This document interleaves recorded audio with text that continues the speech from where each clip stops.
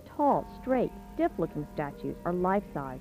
They used to be colorfully painted and full of carefully carved detail. Due to the vandals, they don't have faces anymore. Few have hands or feet, and much of the detail is lost.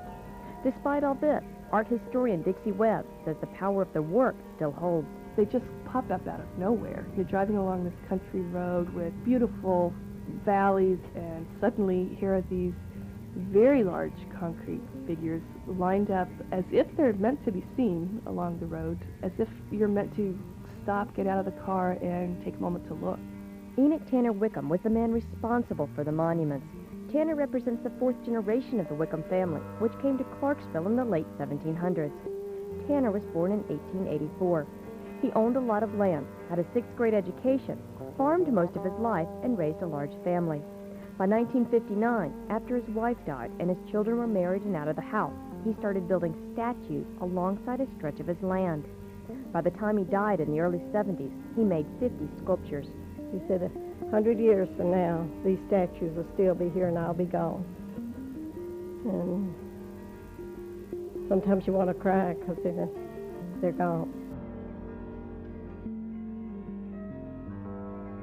I remember the very first time that I had heard of Tanner Wickham and had the great opportunity to meet him was when I was a student at Austin P with Olin Bryant, who was head of the sculpture department at that time.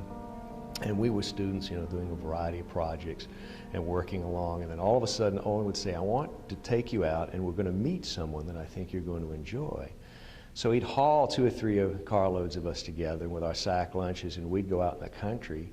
And there, lo and behold, was this incredible collection of sculpture and objects that was being put together and assembled by this wonderful curmudgeon of a character, Tanner Wickham.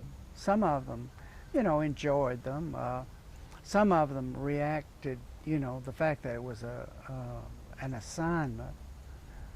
One of the most memorable papers was a very sassy young woman hadn't wanted to go, and she just did hers as a narrative, and she the outrage of being required to go, and I'd said it wasn't very far, and she said she started going, and it was miles and miles out in the woods, and she got there and these ugly things were there, and she was very editorial. She felt very put upon and sort of outraged.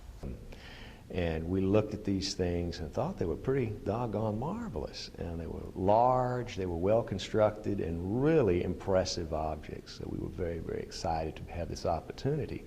And I had been exposed briefly we had been to Henry Ford Museum when I was a kid. My father used to take us all over the countryside.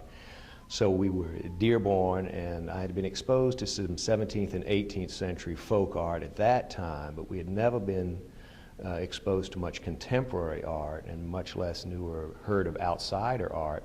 And it wasn't, that was the Wickham, my first Wickham experience was probably about 68 or 69. And it wasn't until I went to Cranbrook and got a master's in contemporary sculpture and met Michael Hall, who was putting together a really important collection of 20th, late 19th, and early 20th century folk sculpture and painting, that I began to appreciate what we had been looking at as students down in the hills in Palmyra, Tennessee. It's very smart and very chic to do that kind of thing now. It's one of the wonders and wickedness of democracy and public education. People have become very promiscuous and very democratic in their appreciation and accepting of art. And today there are all these agencies that are promoting outsider art, primitive art, whatever, folk art. It's okay, but it gets kind of absurd at some point. The figures he makes are of common folk or common experiences, blue jeans, etc. Or they're the heroes in his mind of the common folk. Andrew Jackson, Davy Crockett. He's expressing something, I think, there about the dignity of the people's lives that he understands. A lot of people were under the impression that Grandpa wasn't all there, and that's a misconception. The only thing that Dad did besides farming and raise tobacco man was they used to, now they call it real estate. Back then it was land speculators, because that's how Grandpa Nathaniel Wickham got all this land. He was a speculator too, and he had a lot of land besides what was here. It's either 5,000 or 7,000 acres. And Dad was, he bought land and resold a lot of it.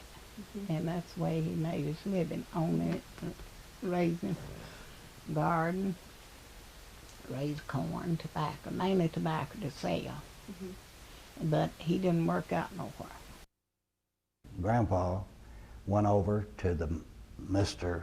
Stinson's house across Yellow Creek. And anyway, it had been raining and the creek was backed up a little bit, but it wasn't deep. And he asked Mr. Stinson if he could buy 2 ox or 2 steers from him. And he said, sure. He said, pick out a couple. And he said, that's fine. And Grandpa told him, and he said, no, I don't know when I'll be able to pay you for these. And he said, your word's good as your bond, you know. And so he said, now, Tanner, he says, I'm going to tell you something about when you get down there to Yellow Creek. He said, now, those steers will not go across the water. I don't care what you do. You can throw rocks, beat them, and everything else, and it won't go across the river or the creek. And Grandpa said, that's the only problem we got. He says, fine, I'll see you later, and I'll get you paid for these things. Well, Mr. Stinson and his boy that told me the story, he said, Daddy put me on a mule, and he said, I've got to see this. And they rode the mule down to Yellow Creek. And Grandpa put my dad up on top of one of the steers, walked around and back, and tied the steer's tails together. Walked them right out in the water, up on the other side, untied their tails. And he said he never would have believed it if he hadn't seen it. And what it did, I had no earthly idea. But it's the darndest thing I ever heard of. I don't know what it did. But anyway, got them across the river, across the creek.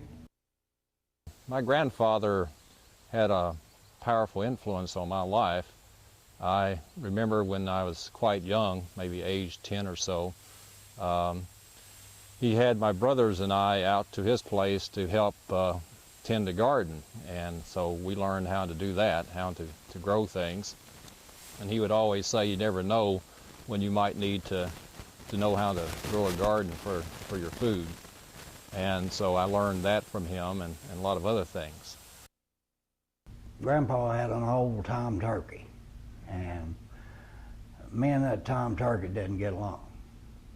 And every time we'd go down to visit Grandpa, that turkey would single me out.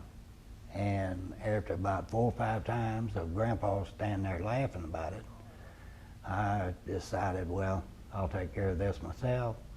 And I took a tobacco stick to his head, and he left me alone after that. So Grandpa never would take up for me. He decided, you know, fend for yourself.